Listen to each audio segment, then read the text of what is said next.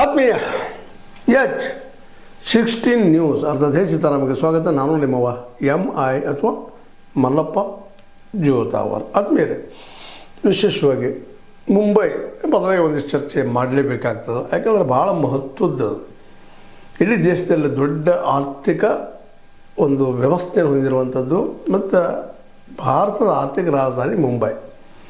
ಹೀಗಾಗಿ ಮುಂಬೈ ಚುನಾವಣೆ, ಅದರಲ್ಲೂ ಬೃಹನ್ ಮುಂಬೈ ಚುನಾವಣೆಯ ಪರಿಣಾಮಗಳು ರಾಷ್ಟ್ರಗಳ ಮೇಲೆ ಅಥವಾ ರಾಷ್ಟ್ರದ ಮೇಲೆ ಆಗುವಂಥದ್ದು, ಇನ್ನುಳಿದ ರಾಜ್ಯಗಳ ಮೇಲೆ ಆಗುವಂಥದ್ದು ಅಂತೇಳಿ ಸಾಮಾನ್ಯವಾಗಿ ನಾವು ಪರಿಗಣಿಸ್ತೀವಿ ಅದನ್ನು. ಆ ದಿಶೆಯಲ್ಲಿ ಇಲ್ಲಿ BJP ತನ್ನ ಮೇಯರನ್ನು ನೇಮಿಸ್ತದನ ಅಂತಂದಾಗ ಇಲ್ಲ ಅನ್ನೋ ಸ್ಪಷ್ಟ ಆಗ್ತದೆ. ಯಾಕಂದ್ರೆ ಫಡ್ನವೀಸ್ ಹೇಳ್ತಾ ಇದ್ದಾರೆ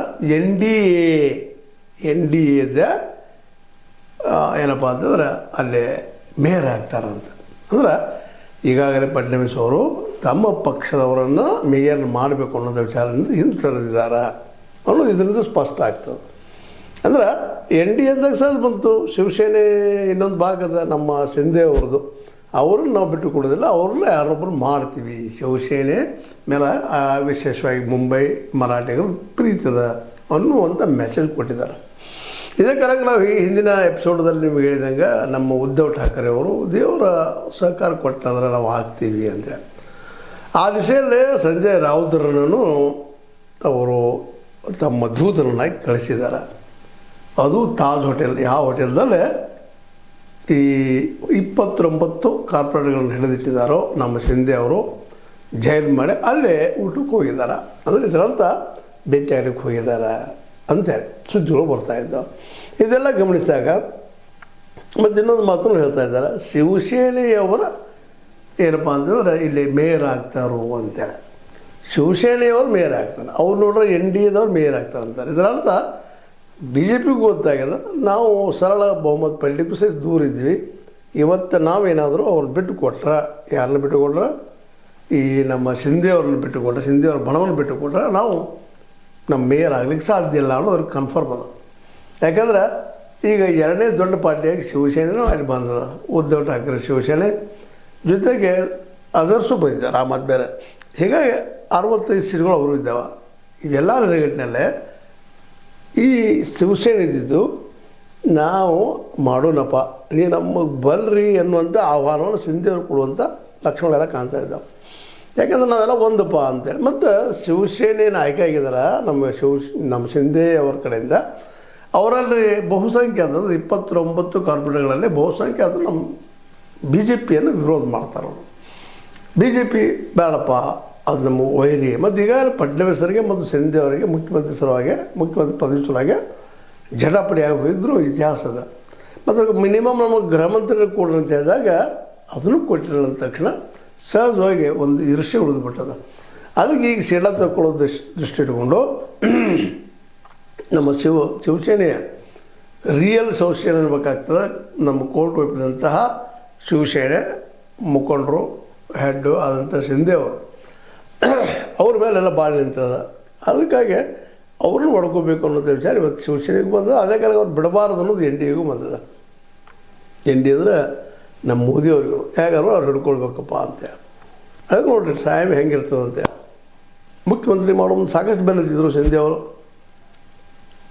ಅವ್ರನ್ನ ತಪ್ಪಿಸಿದ್ರು ನಮ್ಮ ಫಡ್ನವೀಸ್ ಅವರು. ಇವತ್ತು ಅದೇ ಫಡ್ನವೀಸ್ ಅವರು ಅವ್ರು ಬೆನ್ನ ಹಚ್ಚಿದ್ದಾರೆ. ಯಾಕಂದ್ರೆ ಒಪ್ಪಲಿಲ್ಲ ಅಂದರೆ ಅವ್ರ ಸರ್ಕಾರ ಆಗೋದಿಲ್ಲ, ವಿರೋಧ ಪಕ್ಷ ಆಗಬೇಕಾಗ್ತದೆ. ಅದಕ್ಕೆ ಏನಾದರೂ ಮಾಡಿ ಶತಾಯಗತ ಮಾಡಿ ಶಿಂದೆ ಅವ್ರನ್ನ ಒಪ್ಪಿಸ್ಬೇಕಂದಾಗ ಇನ್ನೊಂದು ಕಡೆಯಪ್ಪ ಏನದಪ್ಪ ಅಂದ್ರೆ BJPಯನ್ನು ನಂಬುವ ಸ್ಥಿತಿಯಲ್ಲೇ ಶಿಂದೆ ಅವರು ಇಲ್ಲ, ಅದೇ ಕಾಲಕ್ಕೆ ಉದ್ಧವ್ ಠಾಕ್ರೆ ಅವರು ಇಲ್ಲ. ಅವರಿಬ್ಬರು ಈಗಾಗಲೇ BJPಯಿಂದ ಸಾಕಷ್ಟು ಹೊಡೆತ ತಿಂದಾರ. ಹೀಗಾಗಿ ಇಬ್ಬರಿಗೂ ಇಲ್ಲ. ಹಾಗಂತ ಇಲ್ಲಿ ಹೋಗಾಕೂ ಮನಸ್ಸಿಲ್ಲ. ಅಲ್ಲಿ ಮಿನಿಸ್ಟರ್ ಅದಾರ ಸ್ಟೇಟ್ಗೆ ಕ್ಯಾಬಿನೆಟ್ದೊಳಗೆ ನಮ್ಮ ಶಿಂದೆ ಅವರು, ಆದರೂ ಬಿಡ್ಲಿಕ್ಕೆ ಮನಸ್ಸಿಲ್ಲ. ಮೇಯರ್ನ ಮಾಡ್ಕೊಂಡು ಇಲ್ಲಿ ಬರಬೇಕಂತ ಮನಸ್ಸಿಲ್ಲ. ಬಟ್ ಹೆಚ್ಚಿಗೆ ಏನಪ್ಪ ಅಂದರೆ BJP ಮೇಲೆ ವಿಶ್ವಾಸ ಇಲ್ಲ ಶಿಂದೆ ಅವರಿಗೆ, ಏಕನಾಥ್ ಶಿಂದೆ ಅವರಿಗೆ. ಆ ಒಂದು ವಿಶ್ವಾಸ ಇಲ್ಲ ಅನ್ನೋದು ಗುರುತಾಡಿದಿರುವಂಥ ಈ ನಮ್ಮ ಶಿವಸೇನೆ ಅಂದ್ರೆ ಉದ್ಧವ್ ಠಾಕ್ರೆ ಶಿವಸೇನೆ ತಮ್ಮ ದೂತನ ಕಳಿಸಿದಾರೆ ಸಂಜಯ್ ರಾವುತರನ್ನು ಮಾತಾಡೋಕೆ ಬಾರಪ್ಪ ಅಂತೇಳಿ. ಜೊತೆಯಲ್ಲಿದ್ದಂಥ 29 ಮಂದಿಯಲ್ಲೇ ಭಾಳಷ್ಟು ಜನ ಶಿವಸೇನೆಗೆ ಉಳಿಬೇಕು, ಅದರ ಮುಖಾಂತರ ನಾವು ಅಧಿಕಾರ ಹಿಡಿಬೇಕು ಅನ್ನುವಂಥದ್ದು. ಲೋಕಲ್ ಜನರಿಗೆ ಶಿವಸೇನೆ ಮೇಲೆ ವಿಶ್ವಾಸ. ಹೀಗಾಗಿ ಎಲ್ಲ ದೃಷ್ಟಿ ಇಟ್ಕೊಂಡು ನಾವು ಒಂದು ಅದ್ರ ಮುಂಚೆ ನೋಡಿ ನಾವು ಏನು ಮಿನಿಸ್ಟರ್ಶಿಪ್ ತೊಗೊಂಡು ಏನು ಮಾಡ್ತೀರಿ, ನಾವು ಗೆಲ್ತೀವಿ ಅನ್ನುವಂಥ ಭಾವನೆಯಿಂದ ಇವತ್ತು ಶಿವಸೇನೆ ಇದ್ದು ಅವ್ರನ್ನ ಆಹ್ವಾನ ಮಾಡ್ತಾಯಿದ್ದಾರೆ. ಅದೇ ಕಾಲಕ್ಕೆ ಫಡ್ನವೀಸ್ ಅವ್ರು ಬಿಟ್ಟು ಹೋದ್ರೆ ಕೆಲಸದಪ್ಪ ಅನ್ನೋಂಗೆ ಅವ್ರಿಗೆ ಮೆಸೇಜ್ ಕೊಡ್ತಾ ಇದ್ದಾರೆ. ಎನ್.ಡಿ.ದವರು ಆಗಲಿ ನಾವು ಬಿ ಜೆ ಪಿ ಅವರು ಆಗಬೇಕಂತೇನಿಲ್ಲ ಅಂಥೇಳಿ ಮೃದು ಧೋರಣೆಯನ್ನು ತೋರಿದ್ದಾರೆ. ಒಟ್ಟಾರೆಯಾಗಿ ಇತ್ತಿನ ಕಾಲದಲ್ಲೇ ವಿಶೇಷವಾಗಿ ನೋಡಿರಿ, ಇಲ್ಲೊಂದು ಮಜಾ ನೋಡ್ರಿ ನೀವು, ಏನಪ್ಪ ಅಂತಂದ್ರೆ ಶಿವಸೇನಾ ಶಿಂದೆ ಅವ್ರದ್ದು ಕಾಂಗ್ರೆಸ್ 24, ಇವರು 20, ಇವರೆಲ್ಲರೂ ಕ್ಯಾಲ್ಕುಲೇಷನ್ ಮಾಡಿ 138 ಆಗ್ತದೆ. ಅದೇ ಕಾಲಕ್ಕೆ ನಾವು ಈ ಒಂದು ಏನಪ್ಪ ಅಂತಂದ್ರೆ ಬಿ ಜೆ ಪಿ ಮತ್ತು ಅದರ್ಸ 20, 29, ಅದರ್ಸ್ 20 ಅದಾರ ಮತ್ತು ಕಾಂಗ್ರೆಸ್ ಅಂತ ಇವ್ರ ಜೊತೆ ಕೂಡುವುದಿಲ್ಲ. 29, 20, 89 ಅಂದಾಗ ಬಿ ಜೆ ಪಿ ದಿವಸ 138 ಆಗ್ತಾವೆ. ಆದರೆ NDA ಇದು ಅದು ಎರಡೂ ಅಷ್ಟೇ ಅದಾವೆ ರೀ, 138, 138. ಅದು ಇದರ ಅರ್ಥ ಏನು, ಶಿವಸೇನೆ ನಮ್ಮ ಶಿಂದೆ ಅವ್ರ ಶಿವಸೇನೆ ಯಾರೂ ಬಿಡಲಿಕ್ಕೆ ಸಾಧ್ಯ ಇಲ್ಲ. ಯಾರಾದ್ರು ಬಿಟ್ಟು ತೊಗೊಳೋದಿರ್ತಾರೆ ಅವ್ರನ್ನ ಒಬ್ಬರನ್ನ ಮೇಯರ್ನ ಮಾಡಬೇಕು. ಇದು ಮೊದಲನೇ ಕಂಡೀಷನ್ ನಿಶ್ಚಿತವಾಗಿಯೂ. ಮತ್ತು ಮೇಲಾಗ ಈಗ ಶಿವಸೇನೆಗೆ ಅದು ಬೇಕಾಗ್ಯದ. ಯಾಕೆ ನಮ್ಮ ಶಿವಸೇನೆ ಒಂದು ಆಗ್ಬಿಡಲಪ್ಪ ಇಲ್ಲೇ ಮುಂಬೈಯಲ್ಲೇ ಅಟ್ಲೀಸ್ಟ್ ನಮ್ಮ ಕೈಯಾಗ ಅಧಿಕಾರ ಉಳಿತದ ಅನ್ನೋಂಥದ್ದು ಇವ್ರದ್ದು ತರ್ಕ. ಅದೇ ಕಾಲಕ್ಕೆ ನಮ್ಮ ಏನಪ್ಪ ಅಂದ್ರೆ ನಮ್ಮ ಉದ್ಧವ್ ಠಾಕ್ರೆ ಅವರು ಸಹಿತ ಈ ಎಲ್ಲ ನೆಲೆಗಟ್ಟಿನಲ್ಲಿ ಕ್ಯಾಲ್ಕುಲೇಷನ್ದಿಂದ ಮತ್ತು ಶಿಂದೆ ಅವರಿಂದ ಗ್ರೀನ್ ಸಿಗ್ನಲ್ ಹೋದಂಗೆ ಕಾಣ್ತಾ ಇದ್ದಾವೆ. ಹೀಗಾಗಿ ನಾವು ಗೌರ್ಮೆಂಟ್ ಮಾಡ್ತೀವಿ, ನಮ್ಮವ್ರು ಮೇಯರ್ ಆಗ್ತಾರೆ ಅನ್ನೋದು ಶಿವಸೇನೆಯ ಪ್ರಬಲವಾದ. ಆದರೆ ಅದೇ ಕಾಲಕ್ಕೆ ಬಿ ಜೆ ಪಿ ಅಂತ ಪ್ರಯತ್ನ ನಿಲ್ಲಿಸಿಲ್ಲ. ಯಾಕಂದರೆ ಸುಲಭ ಬಿಟ್ಟು ಕೊಡೋದೂ ಇಲ್ಲ ಅದು. ಯಾಕಂದರೆ ಬಿ ಜೆ ಪಿ ಇಲ್ಲಿವರೆಗೆ 11 ವರ್ಷದ ಇತಿಹಾಸ ನೋಡಿದಾಗ ಅವ್ರ ಜಿದ್ದಿ ಭಾಳ ಅದ. ಮತ್ತು ಮೀಡಿಯಾವ್ರಿಗೆ ಆಗದ ಒಂದು ಸಣ್ಣ ವಿಷಯವನ್ನು ಸಹ ದೊಡ್ಡದು ಮಾಡೋದ್ರಲ್ಲಿ ಭಾಳ ಪಾರಂಗತರಿದ್ದಾರೆ. ಬುದ್ಧಿವಂತರು ಸಹ ಅಲ್ಲಿ ಸಂಘದ. ಹೀಗಾಗಿ ಈ ಸಂಘ ಪರಿವಾರದ ಪ್ರಭಾವದಿಂದಾಗಿ ಬಿ ಜೆ ಪಿಯವರು ಅಲ್ಲಿ ಸುಲಭವಾಗಿ ಬಿಟ್ಟುಕೊಳ್ಳೋದಿಲ್ಲ. ಆದರೂ ಇವತ್ತು ಏಕನಾಥ್ ಶಿಂದೆದಿಂದವರು ತಮ್ಮ ಹಿಂದಾದಂಥ ಒಂದು ಅನ್ಯಾಯಕ್ಕೆ ಸೇಡು ತಗೊಳ್ಳಿಕ್ಕೆ ಪ್ರಯತ್ನ ಮಾಡ್ತಾ ಇದ್ದಾರೆ ಅಂತ ಅನಿಸ್ತದ.